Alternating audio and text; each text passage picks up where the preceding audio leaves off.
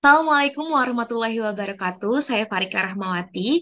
Teman-teman, sesuai dengan request kalian di TikTok, saya akan buatkan full videonya 40 pertanyaan seminar proposal kualitatif dan cara menjawabnya. Yuk langsung aja kita masuk ke pertanyaan nomor satu. Apa yang dimaksud dengan goodness kriteria dalam penelitian kualitas? Terima kasih atas pertanyaannya Bapak. Jadi dalam penelitian ini saya sudah menerapkan konsep goodness kriteria dalam penelitian kualitatif, yakni cara-cara yang digunakan untuk menentukan kualitas penelitian dalam penelitian kualitatif. Di antaranya adalah trustworthiness dan authenticity. Hal ini penting untuk meningkatkan validitas data penelitian saya dalam penelitian kualitatif. Terima kasih. Ya, kira-kira begitu cara menjawabnya ya teman-teman. Jadi saya mau jelaskan sedikit apa sih yang dimaksud dengan goodness kriteria dalam penelitian kualitatif. Jadi goodness kriteria ini memang ada beberapa elemennya gitu ya, seperti trustworthiness atau bagaimana kita meningkatkan kepercayaan dalam penelitian kualitatif. Yang pertama, menurut Bremen tahun 2008, ia mengatakan perlu adanya kredibilitas atau kepercayaan dalam penelitian kualitatif. Jadi biasanya pada saat itu gitu ya, kita mencoba menjaga kevalidan data dengan mencari informan yang paling kredibel. Kira-kira siapa nih? Misalnya kalian mau wawancara ke orang, apakah kalian mengutamakan stafnya, manajernya, atau CEO-nya gitu ya? Kalian berusaha mencari orang yang paling kredibel sesuai dengan objek dan juga tema penelitian kalian. Jadi misalnya kalian ingin tahu gimana sih proses manajemen isu pemerintah. Nah, kalian jangan tanya ke mahasiswa atau jangan tanya juga ke orang yang lewat di jalan, tapi Anda harus tanya langsung ke bagian humas pemerintah, misalnya seperti itu. Nah, yang kedua, selain Anda punya credibility, Anda juga harus punya transferability atau keteralihan. Jadi, apakah kemudian hal ini bisa dialihkan gitu ya? Artinya diterima oleh beberapa pihak. Contohnya adalah misalnya ketika kalian melakukan wawancara gitu ya. Nah, apakah dalam konteks keilmuan lain juga tema penelitian ini masih dapat diterima atau enggak sih? Nah, semakin baik maka semakin bagus hasil penelitian kalian. Ada dependability. Jadi dependability adalah konsep bahwa privacy dari informan tersebut terjaga dalam goodness kriteria. Nah, ini juga penting dalam penelitian kita untuk tahu siapa saja sih yang punya akses dalam penelitian tersebut. Saya mau kasih contoh misalnya untuk data skripsi gitu ya, hanya pembimbing peneliti yang memiliki akses gitu ya. Jadi si informan juga merasa bahwa kerahasiaannya aman gitu ya. Nah, yang kemudian yang terakhir adalah konsep confirmability. Artinya, apakah hasil tersebut sudah bisa dikonfirmasi kebenarannya? Biasanya ketika Anda selesai wawancara, Anda akan buat transkrip, analisis, lalu dikembalikan lagi ke si informan. Apakah ada beberapa part yang memang ingin dihapus mungkin ya, atau dianonim seperti itu. Dan yang terakhir adalah authenticity atau kenyataan dari hasil tersebut. Apakah kira-kira data tersebut memang asli dan tidak ada kebohongan di dalamnya. Nah, ini biasanya sangat dipengaruhi oleh kedekatan peneliti dengan si informan tersebut. Kira-kira gitu ya, teman-teman. Bagaimana Anda menerapkan konsep confirmability dan transferability dalam penelitian ini? Baik, terima kasih atas pertanyaannya Bapak. Jadi saya berusaha untuk kemudian menerapkan konsep confirmability dengan cara saya mengirimkan kembali data yang sudah ada untuk kemudian dicek oleh pihak perusahaan. Jadi data tersebut sudah terkonfirmasi kebenarannya. Kemudian transferability dalam penelitian ini adalah hanya ada beberapa orang yang memang saya gunakan untuk bisa berbagi data. Salah satunya ialah pembimbing peneliti dalam penelitian ini. Terima kasih. Baik, jadi sebenarnya mirip ya sama jawaban nomor satu tadi, tetapi di nomor dua ini kita ingin jauh lebih jelas. Kayak apa sih cara kalian menerapkan konfirmability itu seperti apa? Nah, bisa juga untuk meningkatkan kualitas penelitian kualitatif atau goodness kriteria, Anda melakukan intersubjectivity gitu ya. Jadi Anda menghasilkan titik temu antar data. Biasanya Anda melakukan conscientiation atau berteori sesuai dengan konteks budaya, waktu historis, dan memadukan dengan teori praktis gitu ya. Nah, untuk keabsahannya gitu ya, biasanya Anda juga bisa melakukan triangulasi. Jadi memang ada beberapa cara. Tapi intinya adalah kita memastikan bahwa data yang kita ambil dalam penelitian ini tuh sangat baik gitu ya kualitasnya. Jadi bukan sekedar tanya jawab biasa, tetapi Anda membangun dulu kedekatan dari awal yang maksimal, baru kemudian Anda mencari data yang sangat mendalam, sehingga data penelitian Anda ini dapat diakui eh, tingkat kredibilitasnya tinggi, konfirmability-nya bagus, dan juga bisa ditransfer dalam tupoksi-tupoksi yang lain. Dan ketiga, Bagaimana Anda tahu bahwa jawaban informan Anda tidak berbohong? Baik, terima kasih atas pertanyaannya Ibu. Jadi, sebelum saya melakukan penelitian ini, saya terlebih dahulu melakukan pendekatan dengan informan selama kurang lebih 2 sampai 3 bulan. Sehingga saya mengetahui betul bagaimana karakteristik, kemudian sifat, dan juga karakter dari informan saya. Hal ini memang saya lakukan sehingga terjadi kenyamanan di antara kami. Dan kemudian saya juga sudah memberikan letter of consent dan juga letter of information supaya informan jauh lebih nyaman ketika saya bertanya. Saya juga berusaha untuk tidak menginterogasi dan juga bertanya sesuai dengan tahap-tahap yang sudah saya tentukan dalam penelitian ini. Saya mengetahui bahwa informan tidak berbohong ketika menjawab karena informan merasa nyaman saat bercerita dengan saya. Selain itu, saya juga melakukan cross-check ke teman-teman informan dan juga beberapa informan lain untuk memastikan apakah memang sesuai dengan data yang ingin saya cari. Terima kasih. Jadi untuk menjawab pertanyaan ini sebenarnya biasanya dosen hanya ingin tahu gimana sih cara kalian ambil datanya secara real gitu ya. Anda juga bisa menjelaskan kalau Anda memahami mungkin komunikasi nonverbal. Dari nonverbalnya terlihat bahwa dia jujur, kemudian dari saat dia cerita sampai kemudian Anda bisa mendapatkan data yang begitu dalam gitu ya, bahwa informan Anda yang memang sangat nyaman dengan Anda. Anda hanya perlu memberikan kesan bahwa Anda sudah melakukan proses Anda sudah menerapkan trustworthiness dalam penelitian Anda. Nah, ini tadi sudah dibahas juga ya di pertanyaan sebelumnya bahwa trustworthiness ini adalah tingkat kepercayaan dalam penelitian kualitatif. Lanjut aja ke pertanyaan nomor 5. Apa instrumen yang Anda gunakan dalam penelitian?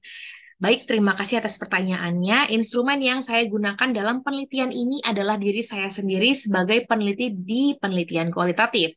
Kalian saya menggunakan alat bantu yakni rekaman dan juga catatan observasi gitu ya untuk mendukung data saya. Terima kasih.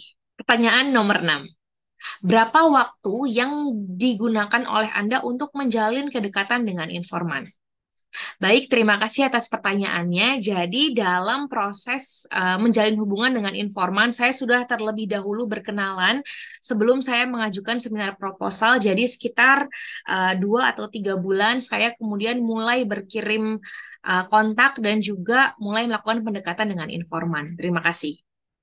Oke teman-teman, untuk pertanyaan nomor 6 ini sebenarnya biasanya dosen hanya ingin tahu apakah Anda hanya melakukan wawancara 1 kali aja atau bertahap seperti itu. Karena sesuai dengan prosedur penelitian kualitatif, kalau bisa Anda punya pendekatan personal dulu dengan informan Anda. Jadi nggak tiba-tiba langsung wawancara. Biasanya akan berkirim surat penelitian terlebih dahulu, letter of consent, letter of information. Seperti itu ya. Lanjut, pertanyaan nomor 7. Berapa lama waktu yang Anda butuhkan untuk menyelesaikan penelitian Anda?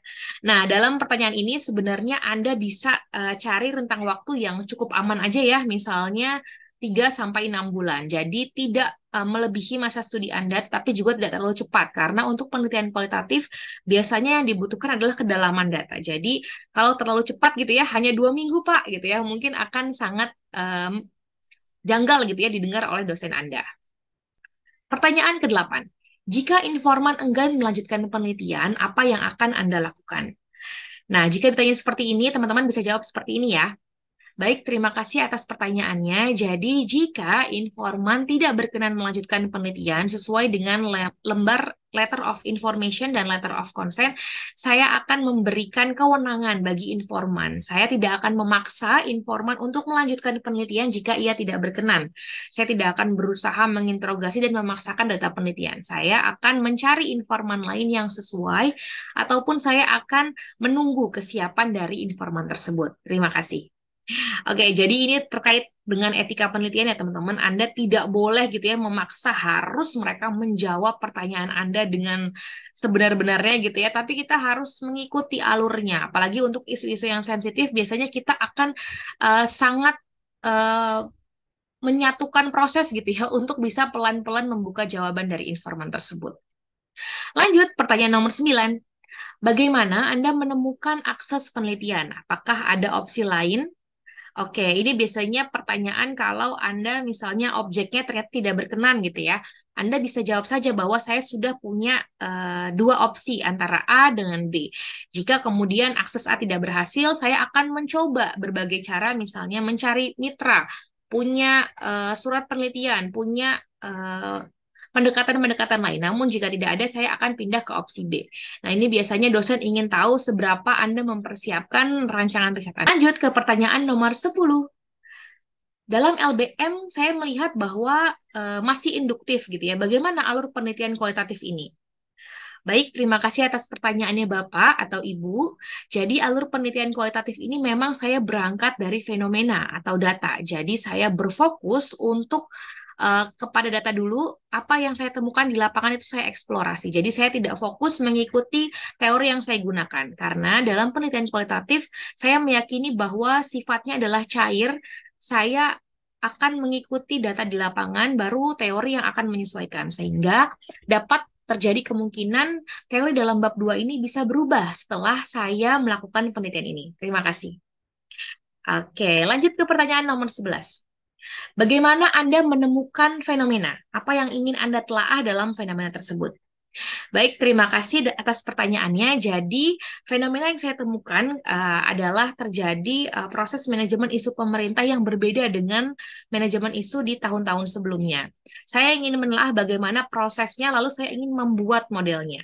Terima kasih. Untuk menjawab pertanyaan nomor 11 ini, sebenarnya yang paling dimungkinkan adalah Anda sesuai dengan tema penelitian, tujuan penelitian, menjawab perumusan masalah, dan kira-kira apakah data itu reachable gitu ya, bisa diambil.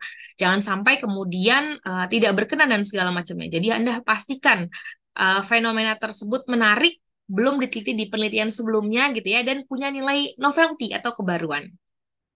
Nomor 12. Apakah perlu hipotesis dalam penelitian kualitatif? Jawabannya tidak ya, tidak perlu hipotesis, tapi dalam penelitian kualitatif kita akan membuat asumsi, proposisi, gitu. Proposisi penelitian gitu ya, bagaimana kita membangun proposisi. Baik, terima kasih atas pertanyaannya Ibu. Jadi proposisi adalah hubungan antar kategori yang memang kita bangun dari data-data penelitian. Cara pembangunan proposisi dimulai dari kita melakukan pengambilan data, lalu transkrip data, lalu analisis data, kemudian bangunan data tersebut dikategorisasikan gitu ya. Kemudian baru kita mencari hubungan antar kategori yang akhirnya membangun asumsi-asumsi baru, kecenderungan baru, proposisi baru yang nantinya akan menjadi cikal bakal teori baru. Terima kasih. Nomor 14. Bagaimana teknik pengumpulan data dalam penelitian ini? Nah, pada pertanyaan ini akan sangat subjektif gitu ya, tergantung teman-teman menggunakan pengumpulan data apa, ataukah menggunakan forum group discussion misalnya, atau menggunakan wawancara, atau menggunakan observasi gitu ya. Yang penting teman-teman bisa menjabarkan secara rinci, bukan hanya saya menggunakan wawancara Pak, tapi jauh lebih jelas misalnya, baik Pak, terima kasih atas pertanyaannya. Jadi saya menggunakan forum group discussion karena isu dalam penelitian ini cenderung sangat umum sehingga saya bisa menggunakan FGD. Selanjutnya, saya juga mengundang beberapa tokoh penting dalam tema penelitian ini. Saya yakin dengan forum group discussion maka akan jauh lebih cepat ditemukan titik temu gitu ya antar data tersebut. Kemudian ada juga kesenjangan waktu dan juga ada kesenjangan usia sehingga saya bisa mendapatkan data yang jauh lebih komprehensif dan juga baik. Terima kasih.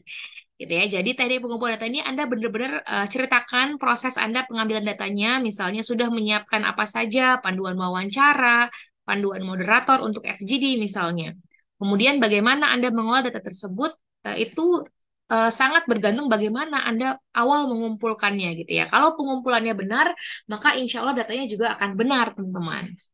Apa itu observasi penelitian? Nah, jadi biasanya untuk pertanyaan semacam ini Anda paling tidak memahami konsep-konsepnya. Misalnya observasi penelitian menurut Sugiono tahun 2023 ialah proses bagaimana kita mengamati sekitar gitu ya. Jadi Anda jawab definisinya dengan pendapat ahli. Usahakan jangan Anda menggunakan opini gitu ya. Kalau memang disuruh ceritakan prosesnya baru Anda ceritakan secara subjektif. Apa analisis yang digunakan dalam penelitian ini? Anda bisa jelaskan prosesnya, menurut siapa teorinya, lalu langkah-langkahnya. Contohnya, misalnya, seperti ini ya. Baik, terima kasih atas pertanyaannya Bapak. Jadi memang untuk proses analisis data yang saya gunakan, saya menggunakan analisis data dari modelnya Miles Haberman dan Saldana tahun 2014. Dalam model ini ada 4 tahapan yang penting, di antaranya adalah proses pengumpulan data gitu ya, diawali dengan saya melakukan download gitu ya, wawancara melalui email, dan juga ada wawancara yang dilakukan secara langsung gitu ya. Kemudian saya juga menuliskan field note harian yang berisi data observasi. Nah, dalam field note tersebut saya jelaskan deskripsi, interpretasi, refleksi. Nah, kemudian setelah itu saya memasukkan data wawancara untuk mencairkan suasana gitu ya. Jadi saya nggak langsung to the point nanyanya, tapi juga basa-basi dulu sebelumnya gitu ya. Setelah saya melakukan pengambilan data tersebut, pada tahapan selanjutnya gitu ya, saya berusaha untuk membuat transkripnya sesegera mungkin. Nah, setelah itu gitu ya, saya menjelaskan bahwa saya membaginya dalam proses kategorisasi. Nah, ini sesuai dengan kata Sumantri tahun 2005 yang mengatakan bahwa analisis data kualitatif berguna untuk mencari pola dari data, seperti perilaku yang berulang melalui objek ataupun pengetahuan. Nah, dalam penelitian ini saya menggunakan teori agenda setting, media relation, framing, dan juga agenda building. Setiap kategori dianalisis menggunakan tabel gitu ya. Kemudian saya menyajikan dan memudahkan pembaca dengan diagram ataupun tabel. Selain itu, saya juga memberikan narasi-narasi agar mudah bagi pembaca untuk melakukannya. Setelah itu, saya menyimpulkan data dan menyampaikan kondensasinya. Kondensasi data menurut Miles Haberman dan Saldana tahun 2014 itu adalah mempertajam analisis, memilah tanpa mereduksi data. Jadi saya alih-alih tidak membuang data, tapi saya kemudian mencari perbedaan antar informan itu seperti apa. Dan kemudian saya memberikan penjelasan-penjelasan berdasarkan latar belakang informan seperti itu. Jadi ketika terjadi perbedaan pendapat antar informan, misalnya, saya berusaha untuk menjelaskan mengapa argumen mereka berbeda. Kemudian salah satu contoh lainnya lagi ialah setelah saya melakukan pengambilan data, kemudian kondensasi data, kemudian saya menganalisis data sampai kemudian melakukan penyajian data. Nah, dari tahapan tersebut gitu ya, tujuannya ialah saya mau membangun proposisi baru dengan membuat keterkaitan antar kategori. Terima kasih. 17. Apa itu yang dimaksud dengan semiotika? Coba Anda jelaskan pengertian Anda tentang semiotik. Terima kasih atas pertanyaannya. Jadi, saya menggunakan analisis semiotika karena dengan ini saya bisa mengkaji tanda-tanda yang terdapat dalam objek tersebut. Jadi, saya meneliti film dan dalam film itu terdapat banyak makna yang terkandung. Sehingga saya ingin menguak apa sih makna-makna di balik tanda. Baik itu bisa dari teks, iklan, ataupun berita. Biasanya nanti dosen kalian akan tanya lagi gitu ya, kenapa pakai analisis semiotika, kenapa nggak pakai analisis yang lain? Nah, kalian bisa jelasin gitu ya.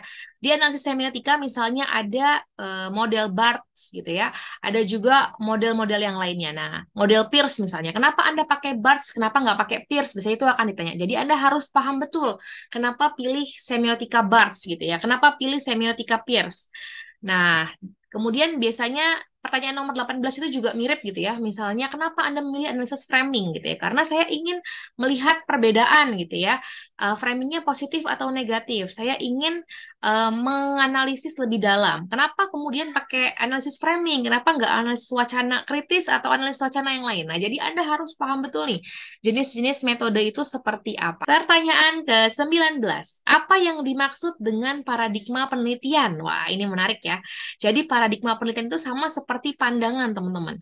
Gimana kita melakukan pandangan terhadap sesuatu. Paradigmanya mau pakai apa? Apakah Anda menggunakan paradigma kritis, ataukah interpretatif, ataukah positivis? Nah, kalau misalnya Anda pakai konstruktivis nih, nomor 20. Baik, terima kasih atas pertanyaannya. Saya menggunakan paradigma konstruktivis karena saya ingin mengetahui konstruksi bangunan jawaban dari para informan saya. Kalau Anda pakai kritis, Anda bisa mengatakan bahwa Anda ingin membongkar ketidakadilan gitu ya. Kalau Anda menggunakan paradigma positivis, berarti Anda ingin menguji teori gitu ya, positivistik, ingin mengetahui kebenaran dan sesuai dengan angka-angka gitu. Kalau kritis ini cenderung dia berusaha untuk mendobrak gitu ya kajian feminisme, isu-isu kritis gitu ya. Jadi Anda bisa tahu gitu ya, kenapa sih harus pakai kritis? Apakah cuma tataran interpretasi aja ya? Cukup pakai interpretif misalnya. Tapi kalau ingin lebih dalam, membongkar, jadi Anda bisa pakai menggunakan paradigma kritis. Apa penting mengetahui paradigma? Karena dengan mengetahui paradigma, teman-teman akan sesuai dengan tujuan penelitian. Jangan sampai tujuannya hanya ingin meneliti gitu ya, hubungan atau pengaruh, tapi Anda pakai kritis ya, ngapain terlalu dalam gitu ya. Jadi kalau Anda kuantitatif ya pakai paradigma positivistik. Sementara kalau Anda ingin kualitatif, Anda bisa pakai kritis ataupun konstruktivis. Apakah Anda sudah mempersiapkan letter of consent dan letter of information? Anda harus jawab sudah ya, supaya Anda bisa lanjut ke proses selanjutnya. Apa isi letter of consent Anda? Jadi dalam letter of consent biasanya teman-teman akan menjelaskan gitu ya hak dan kewajiban dari si informan gitu ya. Saya akan kasih lihat gimana sih contoh format letter of consent dan jadi dalam letter of consent ini biasanya ada lembar kesediaan gitu ya bagi informan dan dia tahu kira-kira apa saja yang diperbolehkan dan tidak diperbolehkan. Misalnya, dia diberi lembar informasi dan menjelaskan tentang kegiatan penelitian. Kemudian saya telah membaca dan memahami informasi. Jadi ini hak-haknya si informan gitu ya. Nah, kemudian dia tanda tangan. Nah, biasanya letter of consent ini diberikan setelah Anda memberikan letter of information. Misalnya, saya menjelaskan bahwa saya adalah mahasiswa S2 Ilmu Komunikasi gitu ya, dengan judul penelitian ini. Kemudian, saudara adalah informan yang saya pilih untuk menjadi informan penelitian saya. Nah, teman-teman bisa kemudian menjelaskan bahwa apa mereka haknya dalam penelitian ini, seperti itu. Tangani letter of consent dalam penelitian ini. Oke, apa isi letter of consent? Tadi sudah ya, hak dan kewajiban tanda tangan kesediaan dari si informan tersebut. Kalau information ini lebih ke bagaimana tujuan penelitian Anda, rumusan masalahnya seperti apa. Nanti Anda bisa screenshot dari tayangan saya yang tadi ya, untuk contoh dari letter of consent dan letter of information. Apa manfaat penelitian secara akademis? Nah, ini akan sangat bergantung dengan tema penelitian Anda ya. Tapi yang jelas biasanya Anda bisa mengembangkan kajian sesuai dengan bidang Anda. Misalnya mengembangkan kajian public relation khususnya dalam bidang manajemen isu pemerintah. Nah, secara akademis dia bisa mengembangkan teori tersebut dengan apa? Teori subnya apa? Jadi Anda paham dulu grand teorinya apa, middle teorinya apa, kemudian apa teorinya apa. Nah, yang mana yang Anda kembangkan secara akademis gitu ya. Ada kebaruan di segi apa nih dari segi penelitiannya? Apakah dari objeknya, dari metodenya, ataupun dari teorinya? Buat penelitian objektif, sementara Anda adalah insider. Baik, terima kasih atas pertanyaannya. Jadi saya berusaha seobjektif mungkin. Saya bukan bagian dari perusahaan ataupun objek penelitian sehingga saya menyampaikan data apa adanya sesuai dengan yang saya lihat di lapangan. Terima kasih. Penelitian kualitatif adalah grounded theory. Apa hasil penelitian ini? Model atau proposisi? Baik, terima kasih. Jadi penelitian ini hasilnya adalah proposisi penelitian sesuai dengan tujuan dan juga rumusan masalah yang ingin jawab dalam penelitian tersebut. Oke, teman-teman. Jadi untuk menjawab pertanyaan ini, hal pentingnya adalah Anda paham bahwa kualitatif itu bisa membangun proposisi atau asumsi atau teori baru gitu ya. Jadi memang tujuannya, meskipun belum ada teori misalnya yang membahas hal tersebut, nggak apa-apa gitu ya. Anda bisa menggunakan teori yang cukup relevan digunakan karena Anda mengikuti data gitu. Kemudian pertanyaan nomor 29, apa yang dimaksud dengan field note? Ya, jadi field note ini adalah catatan observasi gitu ya. Anda bisa jelaskan secara rinci kira-kira apa saja yang Anda lihat, Anda kerjakan, lalu kemudian bagaimana hal tersebut bisa jadi data penelitian. Saya akan kasih contoh field note seperti apa, kita lihat sama-sama. Baik, jadi ini adalah contoh dari field note. Jadi Anda jelaskan pengamatan wawancaranya tuh seperti apa, tanggal berapa, jamnya. Misalnya secara deskriptif gitu ya, saya ceritakan prosesnya. Saya datang misalnya ke Gelora Bung Karno sebagai tamu VIP dari PUPR, lalu Jokowi datang jam 2 siang, lalu ada keterlambatan, sehingga baru bisa lanjut jam 5 sore. Kemudian setelah itu secara interpretatif gitu ya, Jokowi melakukan pemberitaan berulang terkait peresmian GBK pada saat itu. Lalu secara reflektif gitu ya, ini adalah framing positif pemerintah. Jadi Anda jelaskan dulu apa yang Anda kerjakan, Kemudian Anda refleksikan gitu ya, kira-kira apa hubungannya. Gitu. Misalnya ini saya di ruang kaca Winagraha, apa yang saya lakukan? Anda jelaskan. Jadi ini bukan sekedar menulis kayak laporan magang harian gitu ya, tapi ada interpretasi dan refleksinya apa yang bisa Anda hubungkan gitu ya dengan analisis. Data lain dalam penelitian ini adalah tidak semua data yang peneliti dapatkan dapat dipublikasikan. Pada saat melakukan observasi partisipan di kantor staf presiden, hati-hati sekali saya dalam memilih off the record data gitu ya. Jadi ada data yang tidak dapat diperkenankan sehingga dalam penelitian ini hanya data yang lolos dari hal tersebut yang bisa diberikan. Tapi itu tidak mengurangi objektivitas penelitian, peneliti tetap menganalisis secara mendalam data tersebut. Terima kasih. Bagaimana Anda melakukan merumuskan masalah? Baik, jadi saya melakukan rumusan masalah dengan membuat terlebih dahulu matriks latar belakang, melihat kesenjangan penelitian, lalu saya mencari apa gap dan novelty keunikan dari penelitian ini. Kemudian baru saya merumuskan masalah dan membuat tujuan masalah. Tujuan penelitian. Terima kasih. Ke pertanyaan nomor 32. Bagaimana rancangan penelitian Anda? Bagaimana dengan durasi penelitian yang lama? Saya rasa ini adalah konsekuensi penelitian dan saya siap untuk melakukan penelitian dengan durasi yang jauh lebih panjang dibandingkan penelitian kuantitatif. Tetapi saya akan berusaha memulai lebih awal sehingga saya bisa sesuai dengan masa studi yang baik. Terima kasih. 33. Berapa jumlah informan dalam penelitian ini? Bagaimana proses Anda dalam menentukan informan? Proses informan dalam penelitian saya ada sekitar 20 informan yang saya wawancarai. Namun jumlah ini sangat bergantung dengan tingkat kejenuhan penelitian. Jadi dalam penelitian kualitatif, Anda boleh berhenti melakukan pencarian data ketika Anda datanya sudah jenuh gitu ya, sudah sama saja. Tapi jika masih ada kebaruan, Anda boleh melanjutkan hal tersebut. Apakah boleh kalau cuma satu informan aja, gitu ya? Kalau memang sangat unik dan tidak ada penelitian lain gitu ya, yang misalnya mencapai objek atau informan tersebut ya silahkan aja, asalkan datanya sangat mendalam, gitu ya. Kemudian minimal berapa informannya? Ya satu atau dua sebenarnya sudah boleh teman-teman. Tetapi kalau satu dan dua hanya dalam tataran permukaan, sayang sekali penelitian Anda gitu ya. Jadi kalau bisa Anda bikin data yang dalam. Seperti itu. Kapan Anda mengolah sumber data dalam penelitian kualitatif? Saya langsung mengolah setelah melakukan pengambilan data. Jadi setelah FGD ataupun wawancara, saya langsung mentranskrip hari itu juga, sehingga saya masih mengingat detail hasil observasi dan juga membuat field note dengan rinci. Terima kasih. Pertanyaan ke-35. Mengapa memilih teori ini? Siapa penemu dan asumsi teorinya? Nah, ini penting juga teman-teman untuk tahu bahwa di bagian bab 2, biasanya penelitian kualitatif itu berusaha untuk melakukan afirmasi teori dengan data yang diperoleh. Gitu ya. Dalam penelitian ini, saya berusaha mendialogkan konsep-konsep manajemen isu dalam government public relation. Saya menyajikan teori yang relevan tentang manajemen isu dan krisis, government PR, komunikasi kepresidenan, dan agenda building teori information subsidized.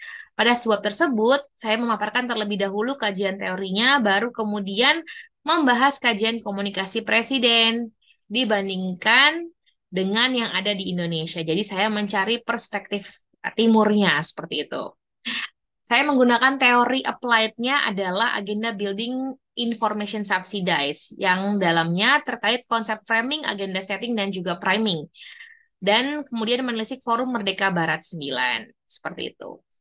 Nah, untuk teorinya, agenda building information subsidies ini merupakan turunan dari teori agenda setting seperti itu ya.